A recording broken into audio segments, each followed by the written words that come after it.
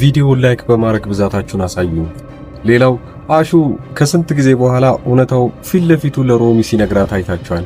ቀጣዩ ላይ ትቀበለው ይሆን ወይንስ እንዳለችውም ለሩታ ስትነግራት እንደነበረው አሁን የሱን ፍቅር ለመቀበል ዝግጁ አይደለሁም ብላ ነበረ።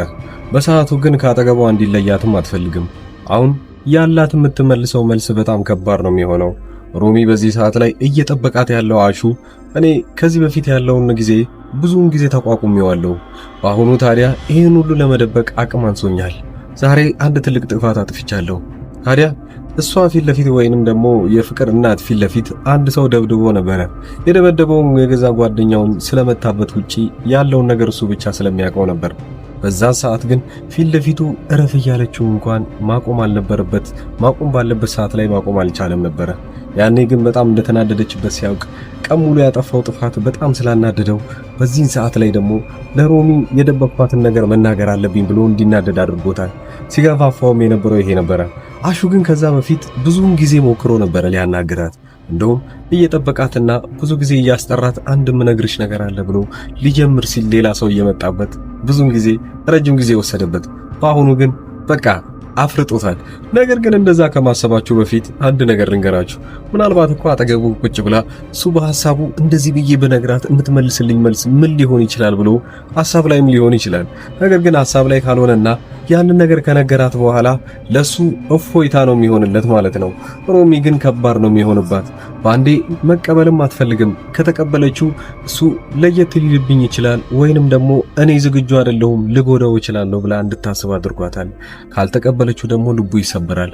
ከዛም በኋላ ከሷ ጋር ያለውን ነገር በእህትነት እንኳን መቀጠል አይችልም።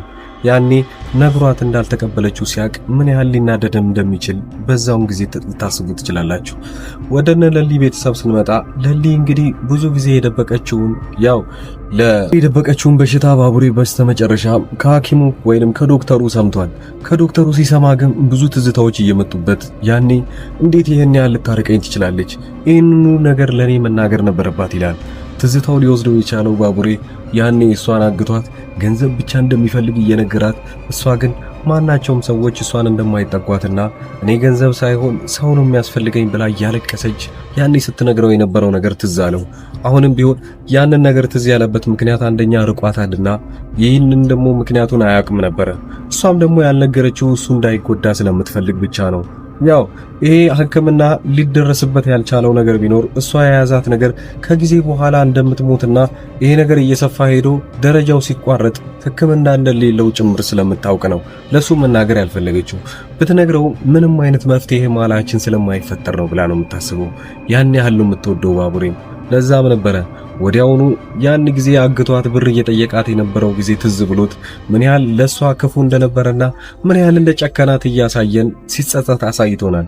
ባቡሬ ከዚህ በኋላ ማድረግ ያለበት ነገር ቢኖር አይ በሽታሽን አውቄዋለሁኝ፣ ስለዚህ ከዚህ በኋላ ልትደብቅኝ አትሞክሪ፣ እኔ ካጠገብሽ ልሆን እችላለሁ አይደለም የሚለው። እንዳላወቀ ሰው ሆኖ ከሷ አጠገብ ሳይለይ በደንብ እርዳታውን መቀጠል አለበት። ሌላው አደይም በዚህ በኩል ሰምታለች። እሷ ቤቷ ሆና አስሬ እየወደቀች እንደሆነም ጭምር እያወቀች ግን በመሃሉ ነቅታ እንደነበረም ጭምር አሳይታናለች። አደይ ወደ ቤቷ ሄዳ ወዲያውኑ ዶክተሩ እዛ ስለነበረ አመስግነው እዚህ ድረስ ለሷ ብሎ ስለመጣ በጣም ደስ ብሏት ነበር አደይ። ከዛም ነበር ወደ ውጭ ወጣ ሸኝታው እስከ መኪና ድረስ ያደረሰችው። ያኔ ሲነግራት የነበረው ነገር ቢኖር አሁንም ቢሆን አንቺ ምንም አይነት እርዳታ ከኔ የምትፈልጊ ከሆነ ወደ ሆስፒታሌ መምጣት ትችያለሽ፣ ሌላው ከዚህ በፊት ያልሽውን ነገርም መጀመር ትችያለሽ ይላታል። እዛ ያለችው ነገር አንድ ስራ አለ። ለምሳሌ ቤዛ የምትሰራው ስራ። ቤዛ ወደዛ ዶክተር ውስጥ ገብታ ስራ መስራት የፈለገችው አንድ ተንኮል የራሷን ለማሳካት ነበረ። ያን ተንኮል ደግሞ አይታችኋል። ትክክለኛ መድኃኒቶችን ወስዳ በጊዜያቸው ባለፈ መድኃኒቶች እየቀየረች እነዛን ደግሞ ራሷ ያለምንም እንትን ለመሸጥና ዛብ ዶክተሮቹ ደግሞ የሚጎዱትን አስቡት። እንደውም ባቡሬ ያኔ ዶክተሩ ሲጠይቀው እንደነበረው ተው ይሄ ነገር የሕክምና ስህተት ሊሆን ይችላል በደንብ መጣራት አለበት ሲለው አይ እኔ እርግጠኛ ነኝ ብሎ ነበር ዶክተሩ ለባቡሬ መለሰለት። ቤዛ ደግሞ ያንን ሐኪም ቤት ሙሉ ለሙሉ በተንኮል ልታበላሸው ነው። እነዛም መድኃኒቶች እንዳለ ባልባሌ መድኃኒቶች የምትቀይራቸው ከሆነ አስቡት የሚጎዱት ሰዎች ቤዛ ምን ያህል ጨካኝ እንደሆነች።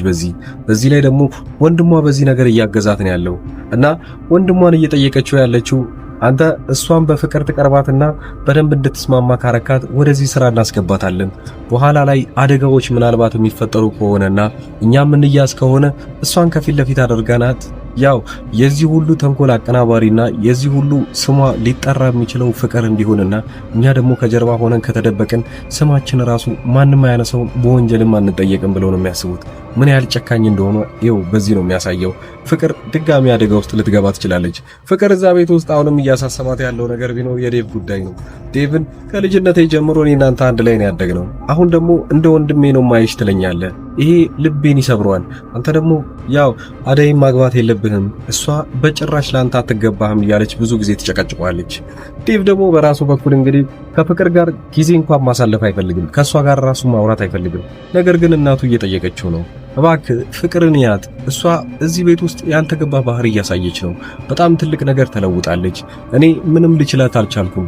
አንተ የምታግዘኝ ከሆነና የሆነ ነገር ማድረግ ከቻልክ እባክህ ከጎኑ አሁን እያለች ስለጠየቀችው ብቻ የሷ ጥያቄ ስለከበደው ወደ ፍቅር ተመልሶ ነገሩን ለማጣራት ይሞክራል።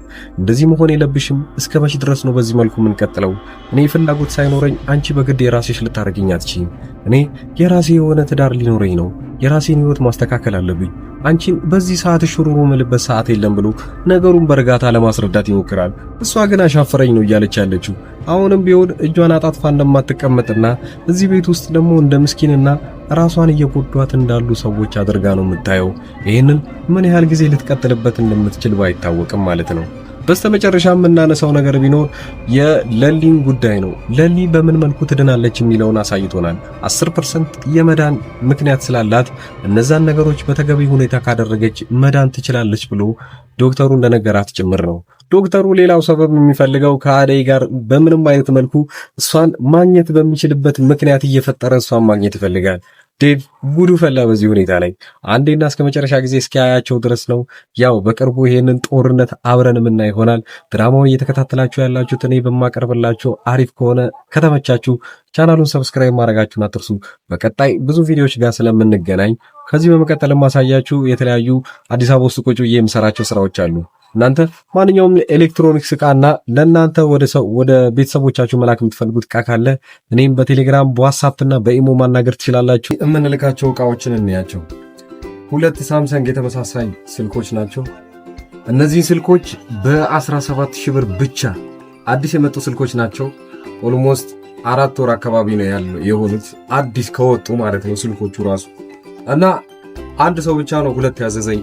ሌላው የሶላር ዕቃዎች ለምሳሌ ለዘመዶቻችሁ አገር ቤት ሊሆኑ ይችላሉ ያሉት እነዚህ ሶላሮችን ያዘዙኝ አሉ። ዛሬ የምናደርሳቸው ይሄን ሶላር ትንሽ ነገር ልበላችሁ። በመጀመሪያ ደረጃ ይሄ የራሱ ማጠራቀሚያ ነው እና እነዚህ ሁለቱ ፓኔሎች ጣራ ላይ ተደርገው ሁለቱን ባንዴ ነው የሚሞሉት ወዲያውኑ ማለት ነው። በጣም ትልቅ ጉልበት ያላቸው ሶላሮች ናቸው እነዚህ። ከዚህ ላይ ቻርጀሮች ምናምን መጠቀም ይችላሉ ለስልካቸው ማለት ነው ራሱ ስለሚይዝ። እነዚህ 4 አምፖሎች ደግሞ ማንኛውም ቦታ በገመድ ይሰቀላል። ለምሳሌ እነዚህ ገመዶች በጣም ረጅም ናቸው።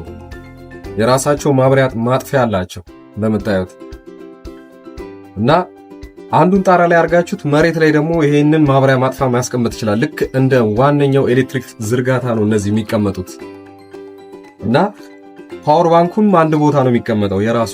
ሶላሩ ደግሞ ውጪ ነው የሚደረገው ጣሪያ ላይ። ከዚህም በኋላ ምንም እኛ መሰካካት ቻርጅ ማድረግ ምናምን አይጠበቅብንም። ራሱ ሶላሩ ፉል ያደርገዋል። እኛ ማታ ብቻ እነዚህን አምፖሎች መጠቀም ብቻ ነው።